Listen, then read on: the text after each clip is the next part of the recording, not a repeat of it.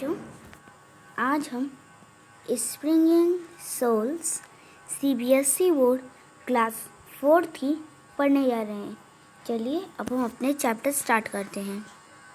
तो बच्चों, ये हमारा chapter number 8 pull them out है। इसका मतलब चेक योर हैबिट, अपने हैबिट, तुम्हारी हैबिट कैसी है उसे पहचानो।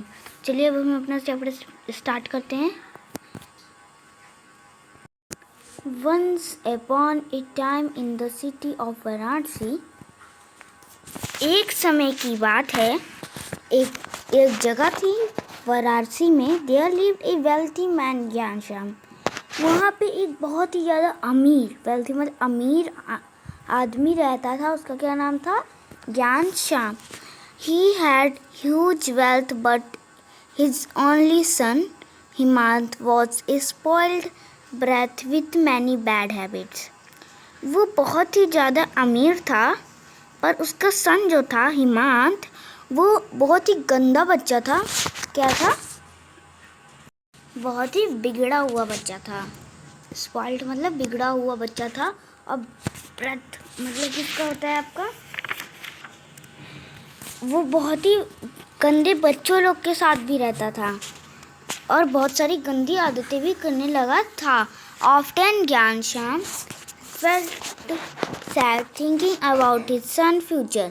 जो ज्ञानश्याम था, उसका पापा जो था हिमांत का, वो सोचता था कि मैं अपने बच्चे से तो परेशान ही हो गया हूँ। वो हमेशा दुखी रहता था कि इसको अब मैं अपने इसके फ्यूचर के बारे में सोच के मेरा तो दिमाग ख़राब हो रहा है इस बच्चे के।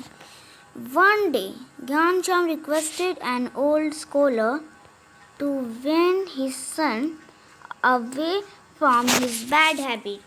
तो जो ज्ञानश्याम था, जो हिमांत का पापा था, उसने रिक्वेस्ट की किससे? एक पंडित जी से। स्कॉलर मतलब पंडित जी से वीन छुड़ाना। मतलब कि उसने, जो ज्ञानश्याम था हिमांत का जो पापा था, उसने पंडित से कहा, उससे रिक्वेस्ट की कि आप उसकी गंदी आदतें छुड़ा दीजिए। The scholar took Himanta for a stroll in the garden. तो जो स्कॉलर था, जो पंडित था, उसने हिमांत को वो अपने साथ ले गया हिमांत को, और अपने साथ उसे स्ट्रोल मतलब होता है सैर कराने लेके गया अपने गार्डन में। Stopping suddenly he asked, वो अचानक से रुके और उन्होंने पूछा, to pull out a teeny plant growing there।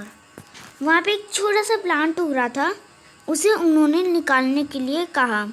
There the young boy held the plant between his thumbs and Beafoin and pulled out। तो उस बच्चे ने, जो हिमांत था, उसने पकड़ा उसे पौधे को।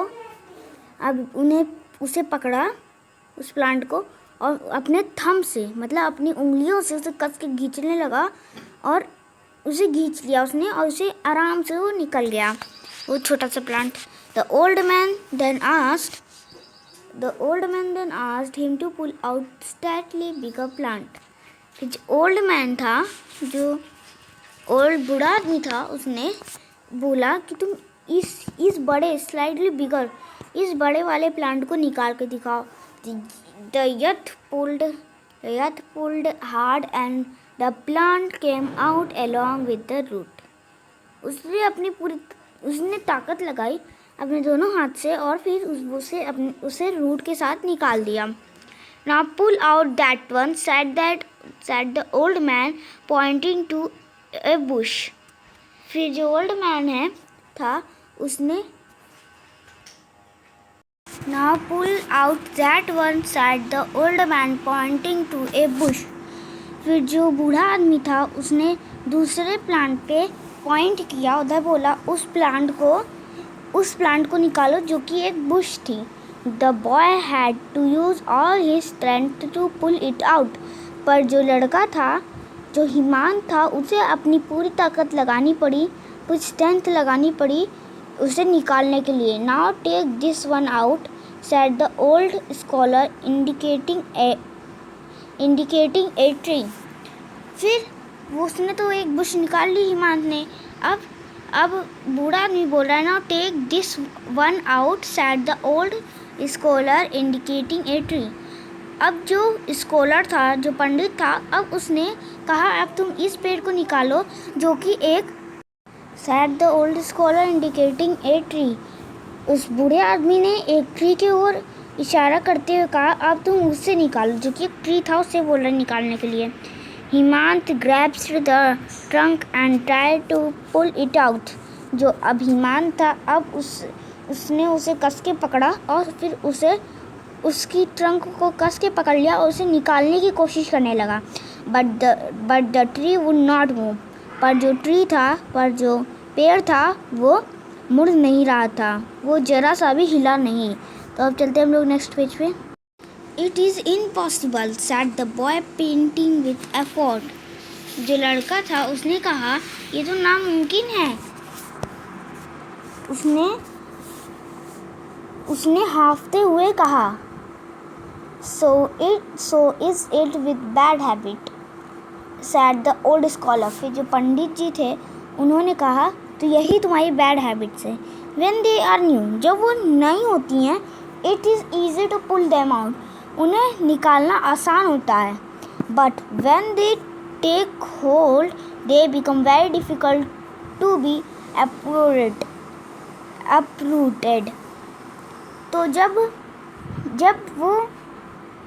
वो नई रहती है तो उन्हें निकलना आसान हो जाता है, पर जब वो एक प्लेस ले लेती हैं और तब उन्हें जब वो वहाँ रह लेती हैं, जब वो वहाँ प्लेस बना लेती हैं तो उन्हें हटाना बहुत डिफ़िकल्ट होता है। To be uprooted, move something from the root, वहाँ से रूट को हटाना बहुत ही मुश्किल होता है, उसे जड़ से निकालना। The walk with the old scholar in the garden change the boy life. तो जो बॉय ने पंडित जी के साथ टहला था गार्डन में, वो उसकी लाइफ को ही चेंज कर दिया। He realized that it was right time for him to give up his bad habit before they grow on him. तो उसने ये सोच लिया कि मुझे उसे राइट टाइम मतलब सही समय पे अभी उसे हटाना होगा अपनी बैड हैबिट्स को, नहीं तो वो वहीं पे अपरूट उनको निकालना, जड़ से निकालना उन्हें बहुत मुश्किल हो जाएगा और वहीं बढ़ जाएंगे उन लोग। तो यहाँ हमारे चैप्टर ख़त्म होता है। अगर आपको मेरा वीडियो अच्छा लगा तो इसे लाइक, सब्सक्राइब और शेयर ज़रूर करिएगा। Bye bye.